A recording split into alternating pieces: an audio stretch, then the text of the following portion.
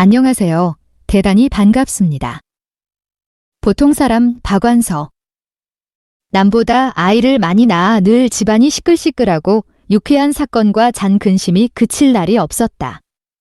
늘 그렇게 살 줄만 알았더니 하나 둘 짝을 찾아 떠나기 시작하고부터 불과 몇 년 사이에 식구가 허룩하게 줄고 슬아가 적막하게 되었다.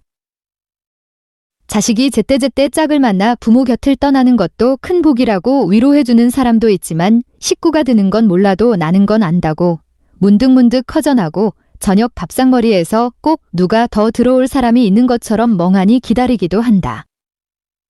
딸애들이 한창 혼기에 있을 땐 어떤 사위를 얻고 싶으냐고 묻는 사람도 있었고 친구들끼리 모여도 화제는 주로 시집 보낼 걱정이었다.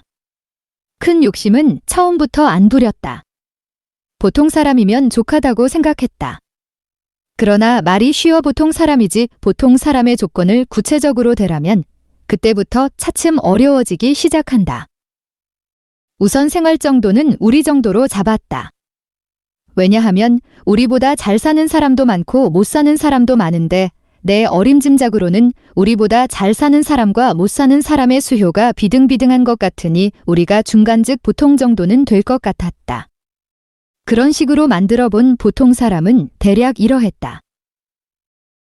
살기는 너무 부자도 아니고 너무 가난하지도 않을 것, 식구끼리는 화목하되 가끔 의견 충돌쯤 있어도 무방함, 부모가 생존에 계시되 인품이 보통 정도로 묻어나여 자식에게 보통 정도의 예절과 공중도덕을 가르쳤을 것, 학력은 내 자식이 대학을 나왔으니 대학은 나와야겠지만 인류나 이류냐까지는 안 따지기로 하고 그 대신 적성에 안 맞는 엉뚱한 공부를 해서 대학을 나오나 마나 이면 절대로 안 되고 용모나 키도 보통 정도만 되면 되지만 건강할 것, 돈 귀한 줄 알고 인색하지 않을 것, 성품이 명랑하되 비리나 부조리에 분노하고 고민할 줄도 알 것 등등이었다. 나는 그만하면 욕심을 너무 안 부렸다고 생각했기 때문에 그 정도의 사윗감은 세고 셌으려니 했다. 그러나 웬걸 막상 나서는 혼처는 하나같이 내가 생각하고 있는 보통 사람을 넘지 않으면 처졌다. 내 딴엔 가장 흔한 보통 사람을 찾고 있다고 생각했는데 그게 아니었다. 보통 사람이 그렇게 귀할 수가 없었다. 내가 가장 보통이라고 생각하고 내세운 조건은 어쩌면 가장 까다로운 조건인지도 몰랐다. 나는 우선 사돈을 맺기 위해서가 아니라 그냥 보통 가정을 내 둘레에서 찾아보기 시작했다. 역시 귀하긴 마찬가지였다. 그러면 내 집은 남이 보기에 보통일까? 거기 생각이 미치자 그것조차 자신이 없는 게 아닌가? 우선 주부가 글을 쓴다고 툭하면 이름 석자가 내걸리고 사람은 건성건성 엉터리로 하는 가정이 어디 보통 가정인가? 나는 그만 실소를 터뜨리고 말았다. 보통 사람은 나에게만 어려운 게 아닌 모양이다. 보통 사람이란 TV 연속극이 인기를 독차지하고 있을 때 나도 그걸 꽤 열심히 보았지만 그 사람들이 보통 사람이라고 여겨지진 않았다. 그러나 보통 사람이란 대목은 가장 광범위한 사람에게 동료의식을 일으켰음직하다. 전형적인 보통 사람을 찾긴 힘들지만 사람들은 누구나 자기를 보통 사람이라고 생각하고 싶어하고 또 그렇게 생각할 때 가장 마음이 편안한 것 같다. 그것은 아마 학교에서 가정환경조사서를 써오라고 할 때 생활정도란에 거의 중 글 쓰는 심리와도 비슷한 것이 아닐까?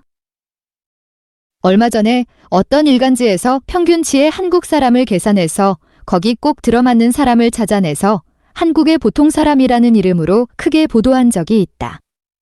나는 그가 크게 웃고 있는 낙천적이고 건강한 얼굴로 보고 내가 오랫동안 찾고 있는 사람을 만난 것 같은 반가움과 친숙함을 느꼈다.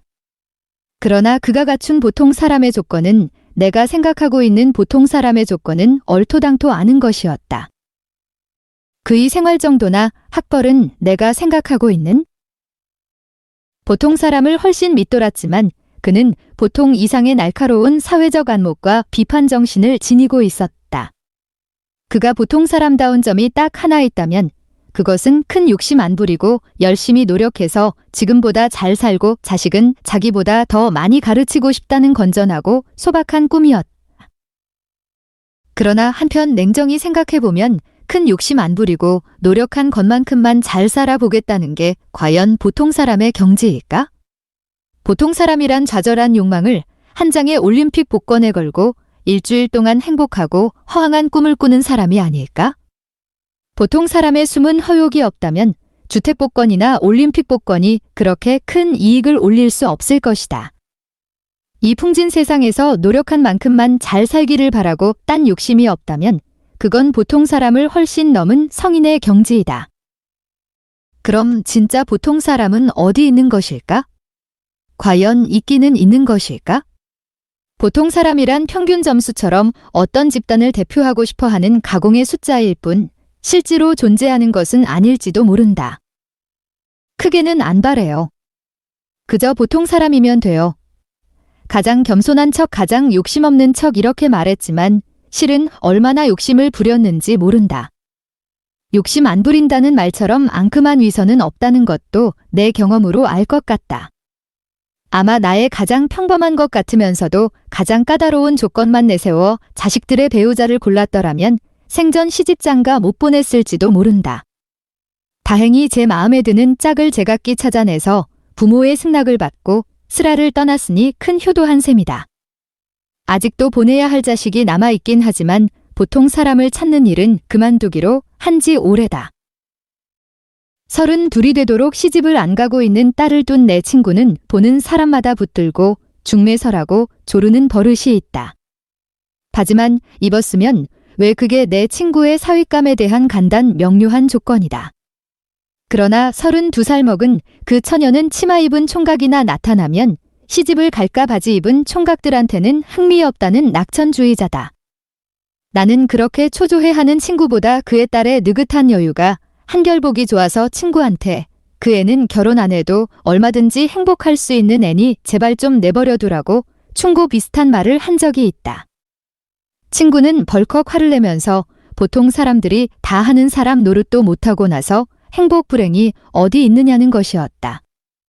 그렇담 내 친구는 행불행이 이전에 최소한 사람 노릇을 보통 사람의 전형으로 삼고 있다고도 볼 수 있다.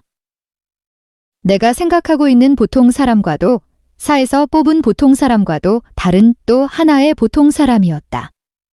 내가 좋아하는 보통 사람의 실체를 파악하기가 점점 더 어려워진다. 이러다가는 내가 보통 사람을 좋아한다는 게 정말인지조차 의심스러워진다. 모르겠다. 지금 누가 나에게 보통 사람이 누구냐고 묻는다면 이마에 뿔만 안 달리면 다 보통 사람이라고 대답하겠다.